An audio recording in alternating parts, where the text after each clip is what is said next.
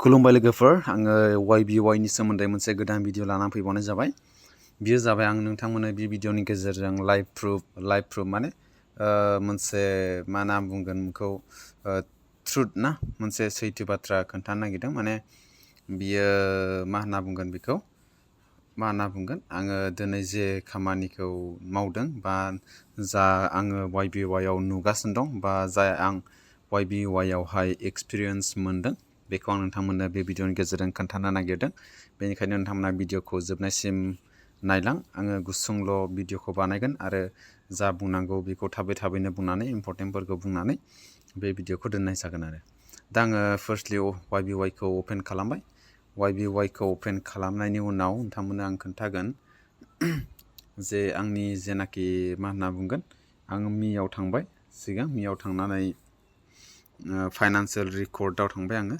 financial रेकर्डआव थांनायनि उनाव विथड्र'आव थांबाय आङो विथड्र' खालामदों बेखौ दिनैहाय 3000 रुपिस YBY निफ्राय टाइमा जादों नोंथांमोना मोजाङै गरै नाय दिनै 24 तारिख 24 तारिख बिनिफ्राय 7टायाव आङो खालामदों मर्निं 7:26 AM आव आं बेखौ विथड्र' खालामदों दिनै 24 तारिखआव बेनिफ्राय बे फैसाया बेलासियाव हाबफैदों खैथायाव हाबफैदों नोंथांमोना बेखौ देखायनि आङो मेसेजाव फैबाय मेसेजाव फैनानै नैबे मेसेजानो नैबेखौ नाय 4:42 टाइमावहाय PM टाइमाव बियो हाबफैबाय बेलासिनि 4टा टाइमाव बियो हाबफैबाय फुंनि 7टायाव आं विथड्र' खालामदोंमोन बेलासिनि 4टायाव बियो हाबफैबाय माने फुङाव विथड्र'वालनि टाइम बिनिफ्राय बियो हाबफैयो बेलासियाव माने PM आव बियो फैसाया एकाउन्टाव हाबफैयो विथड्र'वालनि जेबो प्रब्लेम गैया YBY आव दा नोंथांमोना आङो YBY आव फैफिनबाय आङो बेखौ खोन्थानो नागिरदों जे बेयाव माखासे गड़बड़ जानो नागिरबाय थायो मानो होनना बुङोब्ला आंबो बिराद सिगां कनफिउज जादोंमोन आङो बेखौ हाथा माबाबाय दानबाय बेनिफ्राय बेयाव नोंथांमोना नायब्ला नुगोन YBY इम्परटेन्ट रुल्स बेयाव आं फैबाय नोंथांमोना बेयाव नायोबा नुगोन माने आङो इम्परटेन्टखौल' खोन्थागोन ट्रेडिं प्रफिट विथड्र'वाल टाइम इज मानडे टु मा होनना बुंगोन फ्राइडे जायखौ जोङो ट्रेडिं खालामनानै मोननाय फैसा बियो समबारनिफ्राय सुक्रुबारसिम जायो माने सुनिबार देवबाराव बियो बन्द थायो ना सुनिबार आरो देवबाराव बन्द थायो बेनिफ्राय मानडेनिफ्राय समबारनिफ्राय सुक्रुबारसिम थायो माबाया बख'नो हायो माने साननै बाद खालामनानै सानब्रैखौ बख'नो थाखाय हायो टाइमा जाहैबाय फुंनि 7टानिफ्राय 7टा बेनिफ्राय 7टानिफ्राय 9टासिम टाइमनि गेजेराव 3 घन्टा जायो 7टानिफ्राय 2 घन्टा जायो नामा 2 घन्टा जागोन 7टानिफ्राय 9टासिमनि गेजेराव नोंथाङा दिहुननांगोन आरो बे हाबफैगोन बेलासियाव हाबफैगोन बेनिफ्राय इनभाइटेसन बनास विथड्र'वाल टाइम इज मानडे सानडे माने जाय नोंथाङा इनभाइटेसन खालामो मानसिफोरखौ इनभाइट खालामनानै फैसा मोननाय बनास मोननाय बियो समबारनिफ्राय थानानै मा होनना बुंगोन देवबारसिम थायो नाथायला सुनिबाराव बन्द थायो समबारनिफ्राय लानानै देवबारसिम टाइमा एखेयानो 7टानिफ्राय 9टासिमनि गेजेराव फैसाया फैगोन बेलासियाव बेयाव नायदो दा विथड्र'वाल arrival at your bank account time is before 10 PM मोनानि 10टानि सिगां जेरै आंना हाबफैदों 4टायाव बेनिफ्राय बेयाव नायगोन नोंथाङा your bank IFSC code आं बेखौ बिराद कनफिउज मोनदोंमोन सिगां नाथाय बेखौ नायनानै नोंथाङा जेबो कनफिउज जानो नाङा नोंथांनि पासबुकआव जेरै IFSC कड दं बेखौ नोंथाङा जेरै दं ओरैनो लिरबानो जागोन नाथायला बेयाव मा बुंनाय दं मा होनना बुंदों दा 5 digit is the number 0 instead of letter O माने लेटार O नि जायगायाव मा होनना बुंगोन letter O 5 digit letter O नि जायगायाव नाम्बार बहायनांगोन 0 होननानै बेवहाय 00 होननानै बेवहाय बुंनाय दङ 5 digit नाथाय बेबायदि नङा बेखौ नायनानै कनफिउज जानो नाङा जेरै पासबुकआव दं एरै नोंथाङा लिरनानै हो मानो होनना बुङोब्ला जोंनाव एक्सपिरियेन्स मोननायखाय आं खोन्थानाय जाबाय बेनिफ्राय C बेखौ नोंथाङा बाहायबाबो जागोन बाहायाबाबो जागोन इन्टार बेंक नेम नो स्पेस एग्जाम्पल हिसाबै HDFC बेंक नाथाय जोंखौ इन्टार खालामनो हायो इउ केन इन्टार HDFC बेंक माने बेवहाय स्पेस गैया HDFC बेंक बेबायदि स्पेस गालांनानै होनाय दं ओमफ्राय बेयाव HDFC स्पेस गैया बेंक बेबायदि आरोखि बेनिफ्राय इम्पर्टेन्ट बाथ्राया जाबाय withdrawals खालामोबा जोङो सोनाय फैसाखौ नोङो बेवहाय लाखिनांगोन ट्रेडिंनि फैसा बेनिफ्राय बैयो बनासनि फैसा बेखौल' नोंथाङा दिहुननो थाखाय हागोन नाथायब्ला बेयाव सिस्टेम दङ अफिसियेलि जोङो जुदि नोंथाङा फैसानि थाखाय गोनां जाबाय आरो बे आइडिखौ सालायनो थाखाय गोसो गैला अब्ला नोंथाङा अफिसियेलि माबा सिस्टेम दङ बेखौ नोंथाङा मोननो थाखाय हागोन बेनिफ्राय ट्रेडिं पिरियडआव खनसेल' मानसिया ट्रेडिं खालामनो हायो जुदि माबायोबा ना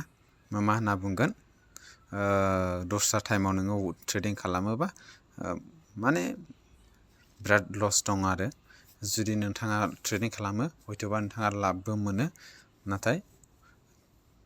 नोंथांनि थाखाय बियो बिराद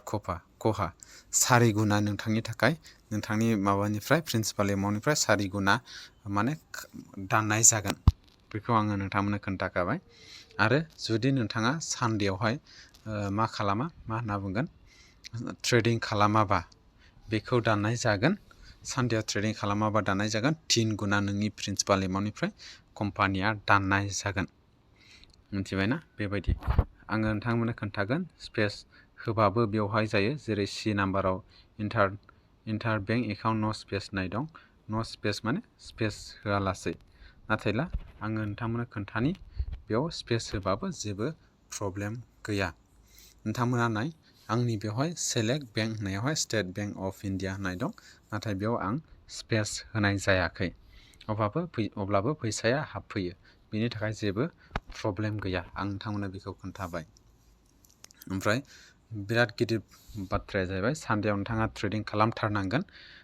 गुबुनफोरखौबो बुं नोंथांनि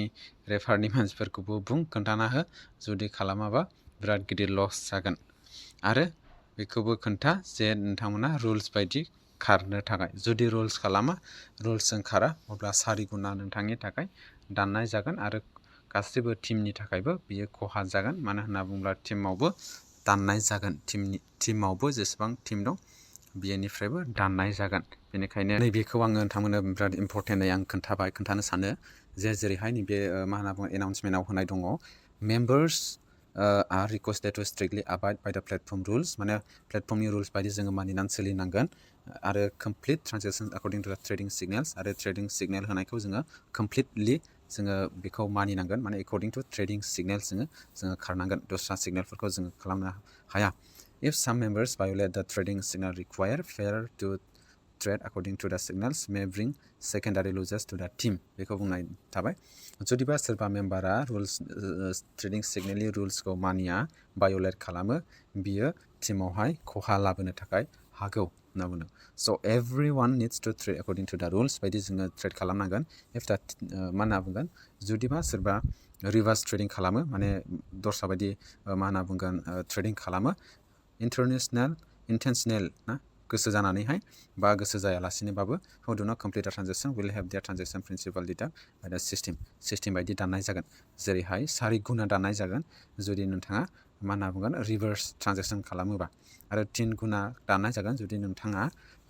डिटाक्ट न' ट्रान्जेक्सन जुदि माबा ट्रेडिं खालामाबा नोंथांनिफ्राय 3 गुना दाननाय जागोन बियो सानडेयावल' नङा दस्रा दिनावबो जुदि बे खालामाबा ट्रेडिं खालामाबा